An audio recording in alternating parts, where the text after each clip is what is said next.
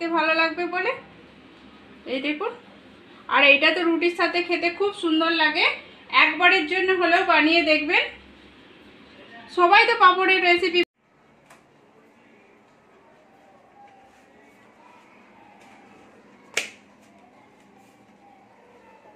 নমস্কার বন্ধুরা, বাঙালি কুকিংয়ে সবাইকে স্বাগত। সবাই ভালো আছো, আমিও ভালো আছি। আজকে আমি একটা রেসিপি বানাচ্ছি পাঁপড়ে।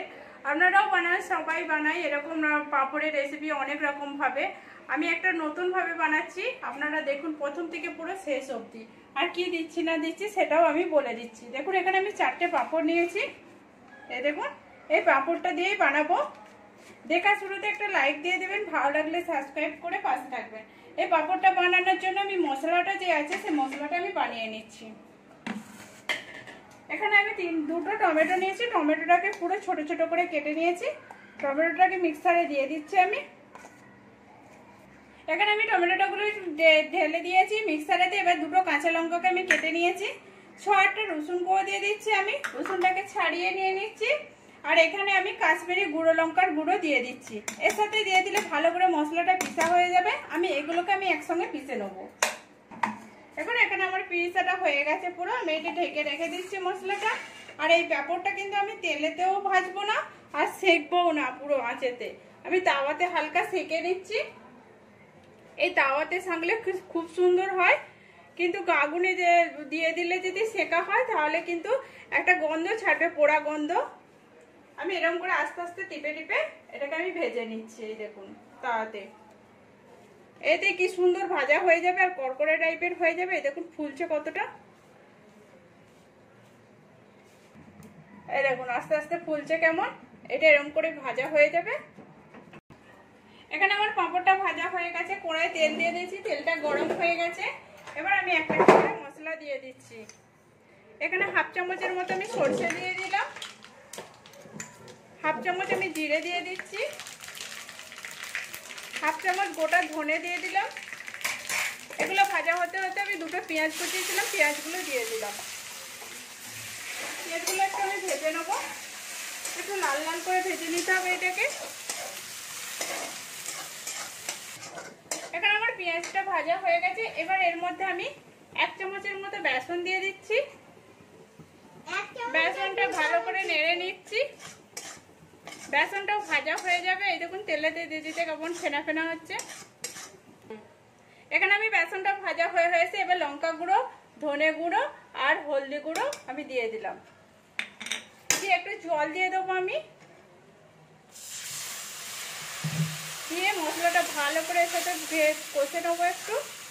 এই দেখুন এখানে এটা একটু ভাজা ভাজা হয়ে গেছে। এবার আমি যে টমেটোটা পেস্ট করেছিলাম সেটা আমি এবার দিয়ে দিচ্ছি। দিয়ে আমি ভালো করে এর সাথে নেড়ে নেবো। এই দেখুন, আর এইটাকে আমি ভালো করে মশলাটা করবো। যে মশলাটা থেকে যতক্ষণ না তেল ছাড়ছে ততক্ষণ আমি এটা ভাজতে থাকবো। দেখুন একটু ভাজা ভাজা হয়ে গেছে। এবার আমি 1/2 চামচের মতো গরম মশলা গুঁড়ো দিয়ে দিলাম। আর স্বাদ অনুযায়ী আমি নুন দিয়ে দেবো এবারে। দিয়ে আর একটু মশলাটা একটু কষে নেবো। মশলা থেকে কিন্তু হাত দিয়ে আদা আদা তেল ছেড়ে দিয়েছে। এই দেখুন তেল ছেড়ে নিয়েছে। আর একটু ভালো করে মশলাটাও কষা হয়ে যাবে, তেলটাও ভালো করে ছেড়ে যাবে। এই দেখুন মশলাটা কত সুন্দর হয়েছে। এবার এর মধ্যে আমি জল দিয়ে দিচ্ছি। আপনাদের অনুযায়ী আপনারা জল দিবেন। আমি এখানে 1 বাটির একটু বেশি জল দিচ্ছি। এটা এবার আমি ভালো করে ফুটতে দেবো। পুরো মশলাটা আমি ঘেটে নিচ্ছি জলটার সাথে, দিয়ে ভালো করে ফুটতে দেবো এটাকে। আর এই সবজিটা খুব সুন্দর লাগে, টেস্টি পুরো, বেশ রুটির সাথে খেতে ভালোই লাগে। এখানে আমি ঢাকা দিয়ে দিচ্ছি। এটা ফুটতে ফুটতে আমি পাঁপড়গুলোকে দেখুন ভেঙে নিচ্ছি। এই দেখুন এরকম করে আমি ছোট করে ভেঙে নিচ্ছি। আপনাদের সাইজ অনুযায়ী আপনারা ভেঙে নেবেন। এই দেখুন আর পাঁপড়টা কত সুন্দর ভাজা হয়েছে। এই দেখুন এখানে আমার সবজিটা ফুটছে। এবার এর মধ্যে আমি কস্তুরি মেথি দিয়ে দিচ্ছি 1 চামচের মতো। দিয়ে আমি একটু ভালো করে ঘেটে নিচ্ছি। ঘেটে এটাকে আমি ঢাকা দিয়ে দেবো। এটাও আমি 5 মিনিটের মতো একটু ফুটতে দেবো। কস্তুরি মেথিটা পুরো মশলার সাথে ভালো করে ঢুকে গেলে বেশ ভালো লাগবে, স্বাদটাও খুব সুন্দর লাগবে। এখানে 5 মিনিটের মতো ফুটে গেছে, কালারটাও খুব সুন্দর আসছে। এবার পাঁপড়গুলো আমি দিয়ে দিচ্ছি। এই দেখুন পাঁপড়গুলো দিয়ে দিচ্ছি আমি সবগুলো, দিয়ে আমি একটু ঘেটে নিচ্ছি যাতে পাঁপড়গুলোর সাথে ভালো করে মশলাটা ঢুকে, ভিতরে মশলাটা গেলে স্বাদটা খুব সুন্দর লাগবে।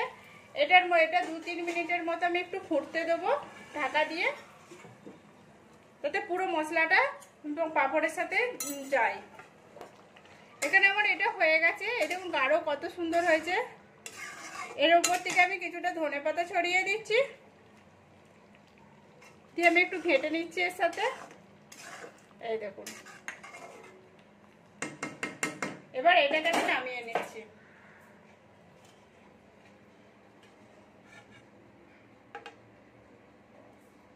এখন পাঁপড়টাও কত সুন্দর ভিজেছে, আর পুরো গ্রেভি পুরো গাঢ় পুরো মশলাটা হয়েছে। এই দেখুন, এরকম করে আমি পুরোটাই তুলে নিচ্ছি। এরকম করে দেখুন এখানে আমার পুরো রেসিপিটা কমপ্লিট হয়ে গেছে। আমি উপর থেকে কিছুটা ধনেপাতা ছড়িয়ে দিচ্ছি দেখতে ভালো লাগবে বলে। এই দেখুন, আর এটা তো রুটির সাথে খেতে খুব সুন্দর লাগে। একবারের জন্য হলেও বানিয়ে দেখবেন। সবাই তো পাঁপড়ের রেসিপি বানায়, আর এইরকম ভাবে একবার বানিয়ে দেখবেন। আর কেমন হয়েছে সেটাও কমেন্ট করে বলবেন। ভালো লাগলে একটা লাইক করবেন, শেয়ার করবেন, সাবস্ক্রাইব করবেন, আর পাশে থাকবেন। এটা গরম গরম রুটির সঙ্গে খেতে কিন্তু খুব সুন্দর লাগে। একবারের জন্য হলেও বানিয়ে দেখবেন। এই দেখুন।